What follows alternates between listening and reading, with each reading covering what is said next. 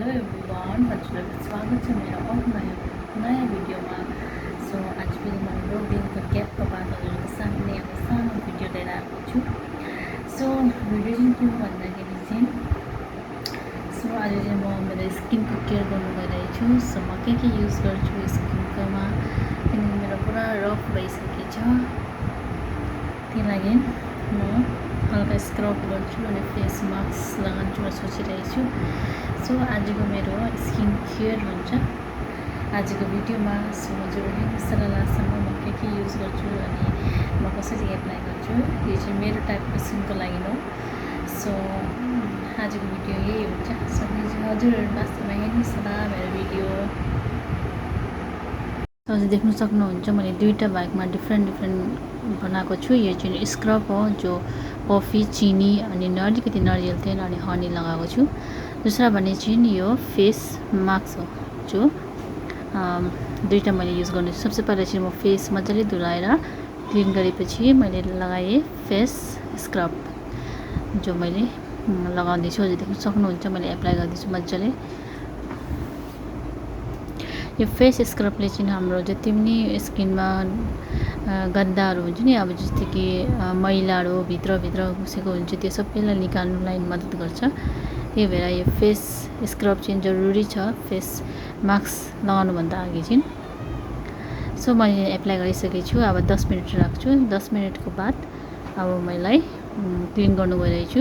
मैले चाहिँ एउटा सफ्ट कटनको ह्याङ्की लिएको छु। हजुरहरूले कटनको कपडाले गर्नुहोस् होला। सो ह्याङ्की या जे पनि कपडा कटनको हुनु पर्यो। त्यसमा चाहिँ मैले मजाले रफ गर्दैछु।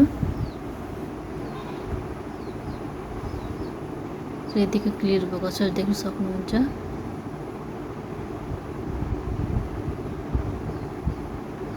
आफैलाई कति सफा लाग्छ नि त नि स्क्रब गऱ्यो भने, डर लाग्दैन फेस। त्यही भएर सो स्क्रब गरेपछि चाहिँ यतिको भएको छ मेरो लुक। हजुर देख्न सक्नुहुन्छ। उसको बाद अब फेस प्याक लगाउनु गइरहेको छु। फेस प्याक भनेको फेस मास्क। फेस मास्कमा चाहिँ मैले त्यही अलिकति बेसन लगाएँ अनि अलिकति हल्दी अनि दुध लगाएँ मैले। हजुरहरूले दही छ भने दही पनि लगाउन सक्नुहुन्छ। मसँग दही थिएन त्यहाँ मैले दुध लगाएँ। एकदम सिम्पल हो, किचनमा पाउने सामानहरूले मैले रेमेडी बनाएको हो। सो हजुर पनि यसरी अगर गर्नुभएको छैन भने ट्राई गर्नुहोस् होला। बहुत तरिकाको हामीले स्किनमा एप्लाई गर्न सक्छु।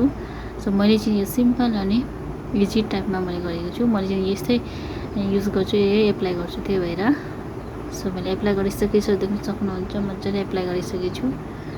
सो एप्लाई गरेपछि चाहिँ अब 10 मिनट राख्ने होला पनि 10-15 मिनट। त्यसपछि 10-15 मिनट राखेपछि पुरा सुकिसकेपछि देख्न सक्नुहुन्छ। यसलाई पनि मैले कटनको ह्याङ्की लिएरै मजाले रफ गर्नुपर्छ। यसमा चाहिँ हामीलाई अलिक टाइट हुन्छ नि, त्यही भएर पानी हाल्दै पानीमा अलिकति ह्याङ्कीमा पानी भिजान्दै रफ गर्नुपर्छ, अलिक टाइट हुन्छ त्यही भएर।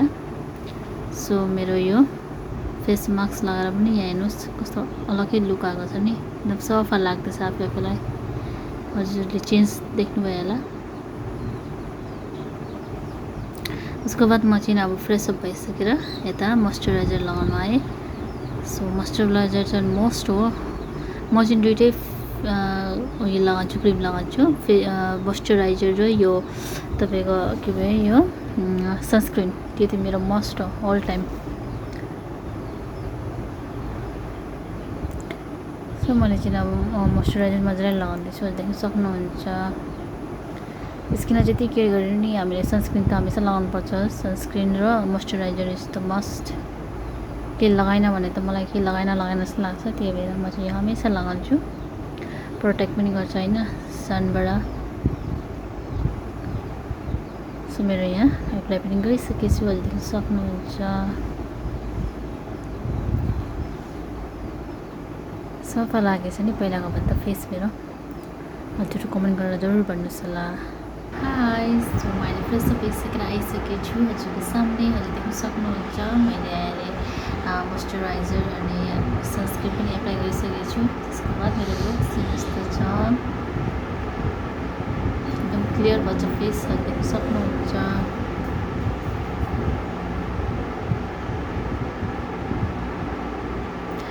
सो सो हजुरहरूलाई यो मेरो होम रेमेडी कस्तो लाग्यो। सो आई होप हजुरलाई मन पऱ्यो होला। हजुरले घरतिर ट्राई गर्नुहोस् होला। सो थुप्रै टाइप्सको हुन्छ, मैले चाहिँ यो टाइपको युज गर्छु। सब हप्तामा 3-4 बार लगाउँछु, नेक्स्ट 3 नभए 3 या 4 टाइप्स लगाउँछु। सो हजुरहरू पनि केयर गर्नुहोस् आफ्नो स्किनलाई होइन, केयर गरेको धेरै राम्रो हुन्छ। केयर गरेन भने पनि साँच्चै बहुत डल हुन्छ। मैले कति दिन केयर गरेको थिएन, 2-3 दिन मैले मोइस्चराइजर लगाएको थिएन। त्यो ग्याप गर्दा मैले थाहा पाएँ कि कतिको फरक हुँदो रहेछ केयर गरेपछि केयर नगर्दाखेरि। त्यही भएर स्किन स्किन जे पनि होस्, स्किनलाई चाहिँ केयर गर्नु जरुरी रहेछ। सो आजको भिडियो यति नै। छोटो भिडियो हजुरहरूलाई कस्तो लाग्यो प्लिज कमेन्ट गरेर भन्नुहोस् होला। अनि मन पर्ने लाइक, सेयर, सब्सक्राइब अनि कमेन्ट पनि गरिदिनुहोस् होला। फेरि नयाँ भिडियोको साथमा आउने छु। सो आजको लागि यति नै। Thank you for watching. Bye by.